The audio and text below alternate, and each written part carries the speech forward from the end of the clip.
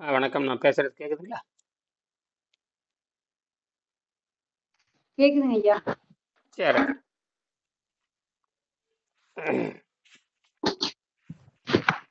April 5 நிமிஷம் பேசிட்டு நிறைய செய்யலாம். 5 நிமிஷம்.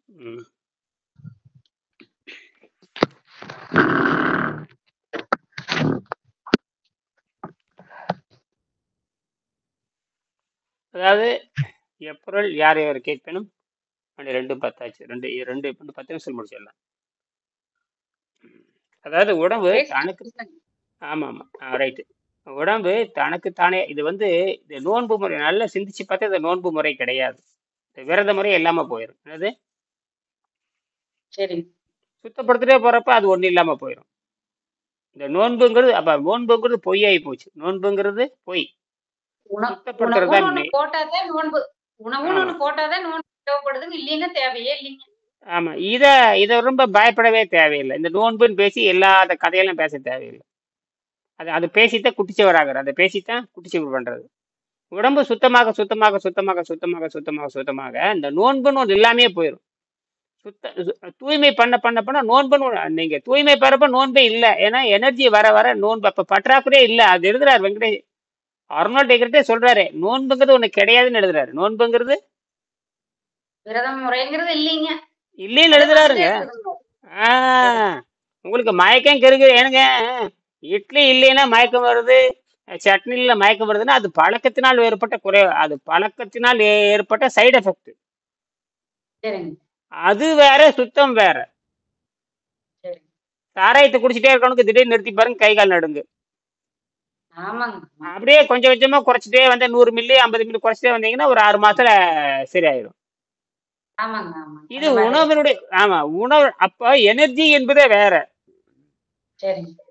அதனாலதான் வெள்ளைக்காரன் இந்த மன ரீதியா மாறாதனால நம்மளுக்கு எடுத்துட்டான். மன ரீதியா மாறல. நம்ம மன ரீதியா மாற அவன் என்ன பண்றான்? உடம்புக்கு வைத்தியம் பாக்குறான். அதனால ஜெயிக்க முடியாது. நாம என்ன பண்றோம்? மன ரீதியா மாறிட்டு உடலுக்கு வைத்தியம் பண்றப்ப நல்லாயிருது. ஏன்னா இது இந்த உடம்பு எங்கேயும் பரவி போகணுங்கிறதுனாலதான் இயற்கை இந்த ரகசியத்தை வச்சிருக்குது. இந்த உடம்பு பூமிக்கு மட்டுமல்ல, எங்க வேணாலும் போகணும். ஏன்னா அண்டவெளியிலிருந்து வந்தது, அண்டவெளி பரவி, அண்டவெளியிலிருந்து வந்தது அண்டமெங்கும் பரவி போகணும். நீ செத்து போய் பரவனாலும் சரி, சமாதியில பரவனாலும் சரி, உயிரோடு போய் இனப்பெருக்கம் பண்ணாலும் சரி, எப்படி இருந்தாலும் அண்டவெளிக்கு போயாகணும். எப்படி இருந்தாலும் ஆமாம். நீ செத்து போனேன்னா பூமியில சுத்திட்டு இருப்ப. சமாதி மாதிரி சொல்ல கொண்டு போனா விண்வெளியில் போய் கலந்துருவேன். இனப்பெருக்கம் பண்ண போனாலும் விண்வெளியில் கலந்துருவேன். அதுக்கு மின்சாரம் நமக்கு தேவை. சரியா? ஆகையினால இதை பத்தி கவலைப்பட தேவையில்லை. இதை பத்தி பெருசால அலட்ட தேவையில்லை. இது என்ன அலட்டுறதுல ஒண்ணுமே இல்லை. சும்மா அந்த சித்தர் இந்த சித்தர் அதனால அது பேசவே தெரியல. சித்தர்களை பத்தி பேசி எரிச்சலா தான் வருது. இவங்க என்னத்தை கழிச்சாங்கன்னு கோபம் வருது நமக்கு.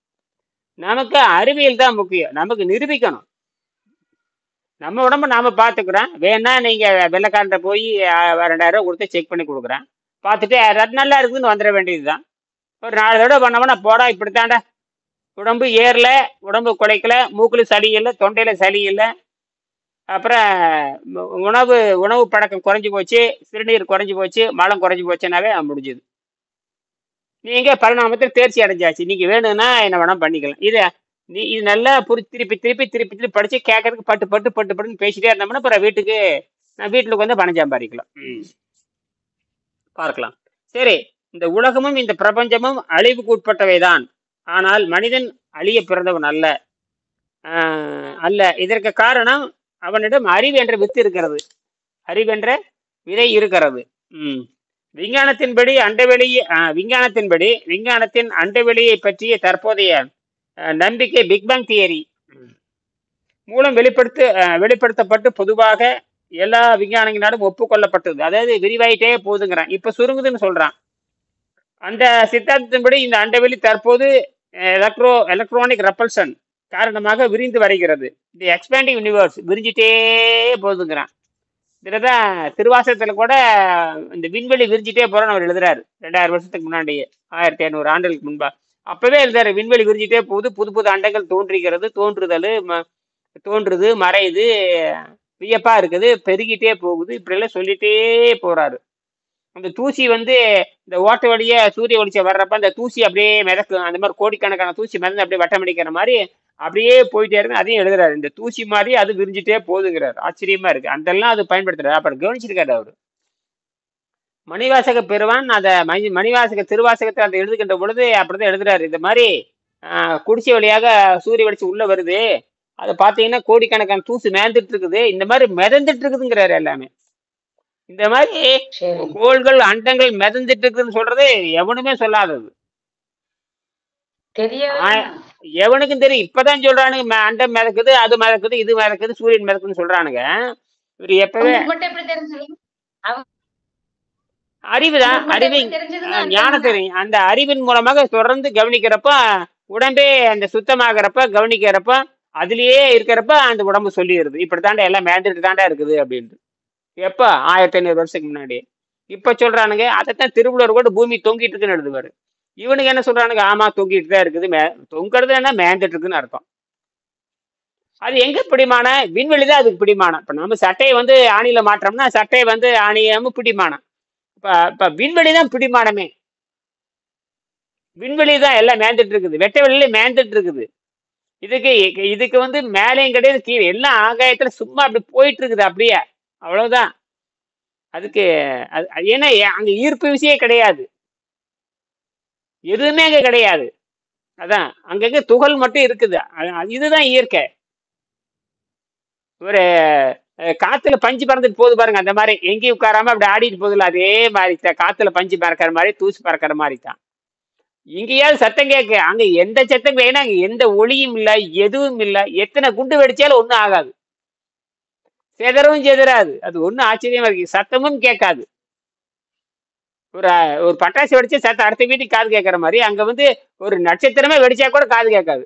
இந்த வெளிச்சம் மட்டும்தான் வருமே தவிர, ஏன்னா இங்க காற்று இல்லாதனால வெற்றிடம் இருக்கிறதுனால சவுண்டு வராது. சரி, சரிங்க. முடிச்சுக்கலாம். இதுதான் இதெல்லாம் ரகசியம். இதுதான் வந்து இதனுடைய ரகசியம். அதனால வந்து காலம் அப்படின்னா இதெல்லாம் உள்வாங்குது. இந்த ஒரு சின்ன மூளை நாம வந்து விண்வெளியோடு பாக்குறப்போ பூமியோடு பாக்குறப்ப நாமெல்லாம் வந்து ஒரு தூசு மாதிரி தான். தூசு கூட நம்ம கிடையாது, ஆவி வடிவத்தில் எல்லாம் இருக்கிறோம். இதுவே இவ்வளவு ஆமாங்க. சிந்திக்குதுன்னா அப்புறம் அது எவ்வளவு சிந்திக்கும்? ஆமாங்க. இதுவே இவ்வளவு சிந்திக்குது பாருங்க. அப்போ விண்வெளியோட எடை, சூரியனோட எடை இப்பெல்லாம் பார்க்கிறப்போ அந்த எடைக்கு நாம வந்து ஆவி நிலையில கூட கிடையாது. அதை விட திருசு. நாமளே இப்படி சிந்திக்கிறோம். ஆமாங்க. அதனால எனர்ஜியை பத்தி கவலைப்பட தேவையில்லை. எனர்ஜி என்பது வேற. காப்பியோ டீயோ எனர்ஜி கிடையாது. அது என்ன பண்ணுதுன்னா போதைப் பொருளாக மாத்திக்கிட்டு காப்பியோ பலகாரமோ எதுவோ என்னமோ அதெல்லாம் புதுசு புதுசா நம்ம கண்டுபிடிச்சு சாப்பிட்றோம் இல்லையா? உலகத்துல ஜனத்தொகை விட உணவு கண்டுபிடிப்பது அக்கச்சக்கமா இருக்குது. இந்த ஜனத்தொகை விட உணவு கண்டுபிடிச்சு வச்சிருக்கான் பாருங்க, அடாடாடாடா சொல்ற மாதிரி இல்லை. அதுதான் அங்க விஷயமே. அது மனிதன் அப்படித்தான் கண்டுபிடிப்பான்.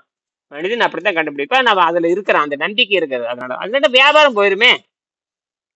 ஒப்புக்கொள்ள அதாவது அந்த சித்தாந்தத்தின்படி இந்த அண்டவெளி தற்போது எக்ஸ்பேன்ஷன் ஆகிக்கொண்டே செல்கிறது. தி எக்ஸ்பேண்டிங் இன்வர்ஸ் ஒரு கணக்குப்படி பல கோடி வருடங்களுக்கு பிறகு மீண்டும் கிராவிடேஷனல் அட்ராக்ஷன் தலை தூக்க ஆரம்பிக்கு. ஒரு இடத்துல விரிஞ்சிட்டே போகுது, அப்புறம் அதை சுருங்க ஆரம்பிக்கிறாங்க. எப்பவுமே இது மாதிரி ரப்பர் அப்புறம் விரியும், விட்டா டைன்னு சுருங்க, அந்த மாதிரி சுருங்கத்தான் போகுது. அப்ப இந்த விரிதலும் சுருங்குதலும் நடந்து கொண்டே இருக்கும். இது யாருனாலும் தடுத்து நிறுத்த முடியாது. அப்ப இந்த விரியறப்ப சுருங்குறப்ப அழிவு, விரியறப்ப விரிவு. அப்ப அழிவு நெருங்கும் பொழுது நம்ம விரிவு நோக்கி செல்ல வேண்டும். இதுதான் நம்மளுடைய குழப்பம். அப்ப பூமி அழிவுன்னு தெரிஞ்சு போச்சு. இப்பவோ நாளைக்கோ 4000 1000 ஆண்டோ 2000 ஆண்டோ தெரியாது.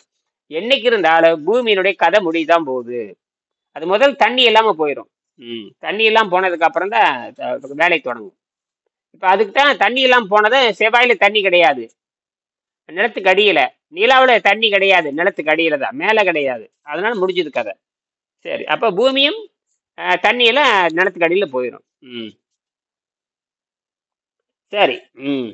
அண்டவெளி சுருங்கி பழைய நிலையை அடைய என்று, அதாவது பல கோடி வருடங்களுக்கு பின் மறுபடியும் கிராவிடேஷனல் அட்ராக்ஷன் தலை தூக்க ஆரம்பிக்க அண்டவெளி சுருங்கி பழைய நிலையை அடையும் என்று மேற்படி சித்தாந்தம் கூறுகிறது. அந்த நிலையில் கூட மனித சமுதாயம் பல முன்னேற்றங்கள் அந்த முன்னேற்றங்கள் அடைந்து அண்டவிலை தனித்து வாழும் என்று நான் உறுதியாக நம்புகிறேன். ஏனென்றால் உள்ள இயற்கையை வாழ விரும்புகிறது, அழிவை விரும்புவதில்லை.